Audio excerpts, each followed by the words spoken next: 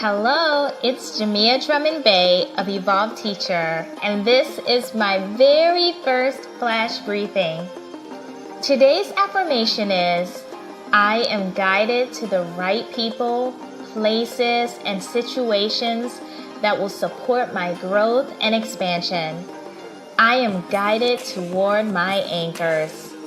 All right, let's get started. Dear Evolved Teacher, today we're going to talk about anchors. It's not only important for us to have our own anchors, but it's also really important for us to teach our teens to find theirs. You have to teach them how to create anchors for themselves. They live in a different world than we did. Their minds are being directed to forms of perfection and excellence that is not only unattainable, but given to them in periods of their lives when, although they know that filters aren't real and everything is photoshopped, their brains are not even fully developed to immediately detect this and disconnect from it. Their phones are constantly pinging with news of what is hot, what to say, what to do, and who to follow. This is the fake news that's hurting our kids. But here's the thing. Telling them to ignore social media sounds preachy and compels them to feel left out. Empower them by showing them how to stay grounded in what is real. Remind them of their anchors, real, tangible experiences in life that will always remind them of who they are and what they are capable of. Social media is not real, but meeting with your friends in person is real.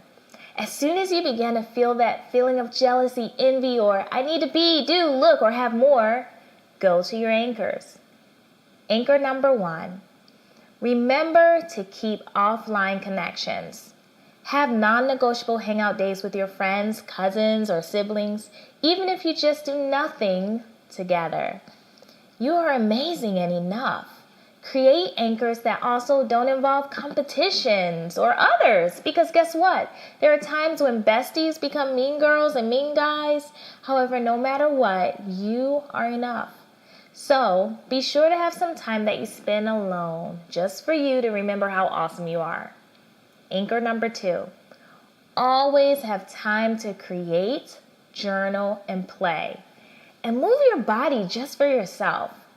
Anyone you admire is a mirror of something you have within you.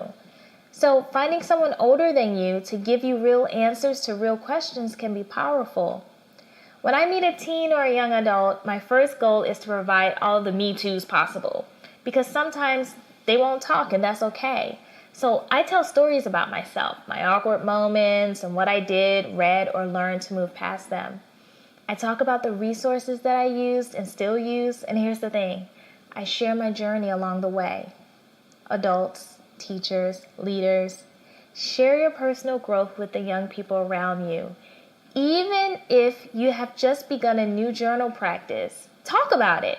Imagine how much easier life would be if it wouldn't have taken you 40 years to learn some of the methods that you now use to deal with adversity, conflict, or self-talk. You are an anchor. You don't have to know all the answers, but so few people are willing to share their journey toward them. Anchor number 3, tell them to ask someone, an adult, maybe you, how they deal with X, Y, and Z right now. What is their current practice? Ask them for a story. Anchor 4, living your learning and playing in your purpose will always nourish you.